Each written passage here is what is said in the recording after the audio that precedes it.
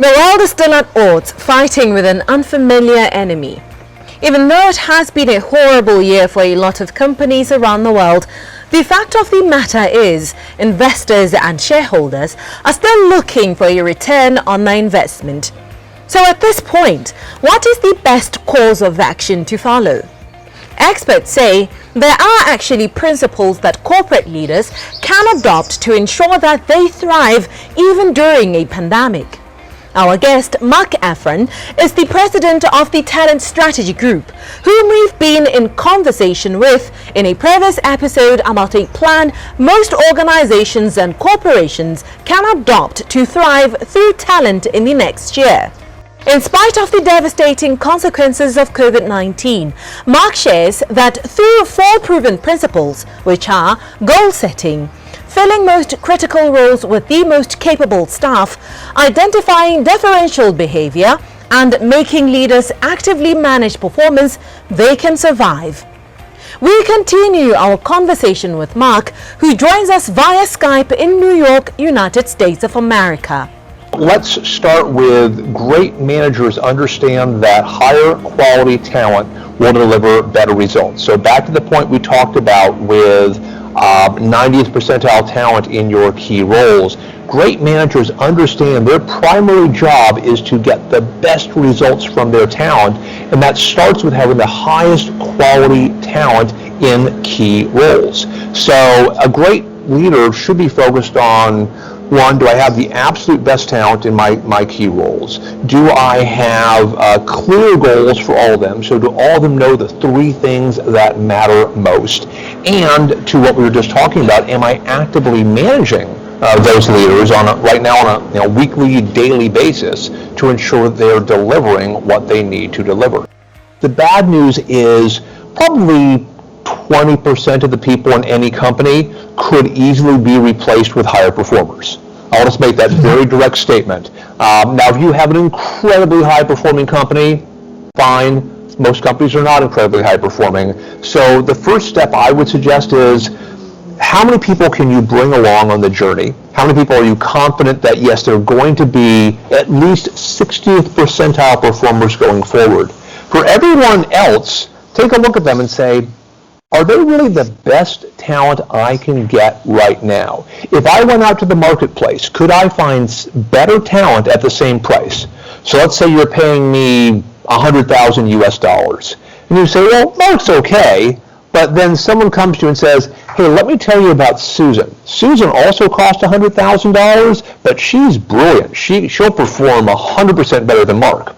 So part of this is benchmarking against the market and saying, for that bottom 20-ish% of my company, could I go to the marketplace and find someone at the same price or maybe even a lower price who's going to deliver even better results? So kind of the bad news side is, let's manage the bottoms. That's where a lot of companies fall down, is we all like to be nice. None of us like delivering those tough messages.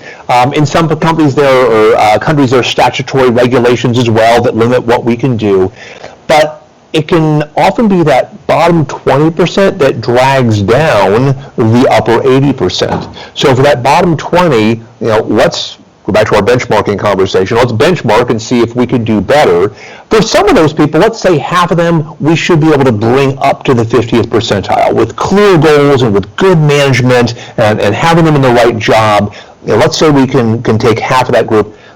That bottom 10%, for whatever reason, they're just not the right fit. So how can we give them the most humane exit from the company? Again, staying true to any national laws or statutory regulations, but recognizing that if that bottom 10% will never be at least 50th percentile performers, they're not the right group. On the upside, so I mentioned before, the right people in the right jobs. That's going to create a lot of natural motivation.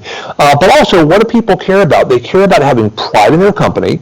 So, what's the mission of the organization? Why are they there? In many countries and many companies, people can get lots of different jobs. Why should they join yours? Or why should they stay with yours? So is the mission extremely clear? Why are you showing up every day?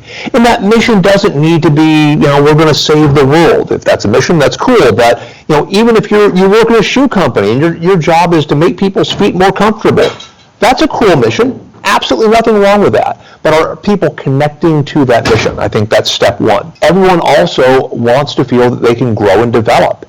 And so it doesn't necessarily mean you're moving up a hierarchy, but are people learning? Are people growing? Are people developing in a way that they feel is going to make them a better performer, a more qualified person every single year? Especially top talent, because your absolute best talent, what do they care about? They care about growing and learning quickly.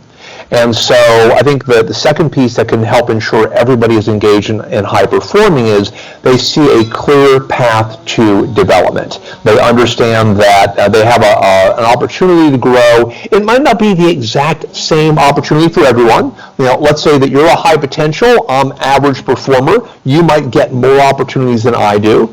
As long as we're transparent with people about why I'm getting what I'm getting, then that should be fine.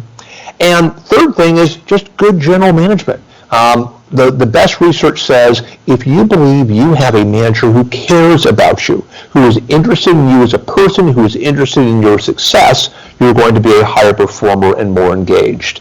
So the long answer to that short question is, let's deal with the bottom tier, because that tier we're probably never going to make high performers. But after that, are they aligned with the mission of the company? Is that mission clear? Is it compelling?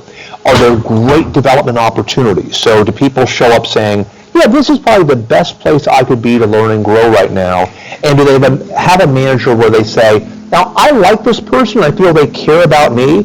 Maybe they're tough, maybe they're easy, but I believe they care about me as an employee and care about me as a part of this organization. Let us close our conversation by talking about honesty, like you've just been saying right now, as long as management is honest about why the other person is getting this and the other one is getting that. How much honesty must management divulge to their talent or their staff? Transparency is one of those very tough subjects where we all preach it, but it doesn't mean we all do it. In fact, I wrote an article probably 10 years ago now called Calculating the Optimal Length of Time to Lie to Your Employees. Because that's what we're doing. If we're not telling you the truth, let's say that I want to be, let's say that you're the CFO of our company and I'm a finance director and I really want to be CFO. And every year at development conversation time, I say, hey, what's going on? Am I going to be able to move up someday? You're like, oh, absolutely, Mark, I'm sure you can. When you know there's no way Mark will ever be a CFO of this company. That's what happens in too many companies, and the challenge is that now I think I have a development opportunity, but I don't in reality. And what's happening is I'm now wasting years when I could have delivered higher performance maybe somewhere else. But because you've said no, you said, hey, you might have a chance, I'm going to keep staying here and plugging away and hoping for the best. So the challenge in many companies is because we're not honest, we have people with unrealistic thoughts about their future. I would much rather have you come to me as my boss and say, Mark, we don't think you're going to be CFO for these reasons, but you're a brilliant finance director. We would love for you to be a brilliant finance director here for many, many years, and here's the kind of the fair deal we can give you for doing that. A very famous executive coach named Marshall Goldsmith once gave me a piece of advice around transparency. And his quote was, transparency does not mean total disclosure. So we don't need to tell everyone everything the second that we know it. We can balance that, but I, as an employee, should understand what you think about my performance and what you think about my potential. As long as I know where I stand on those two things, we're probably being as transparent as we need to.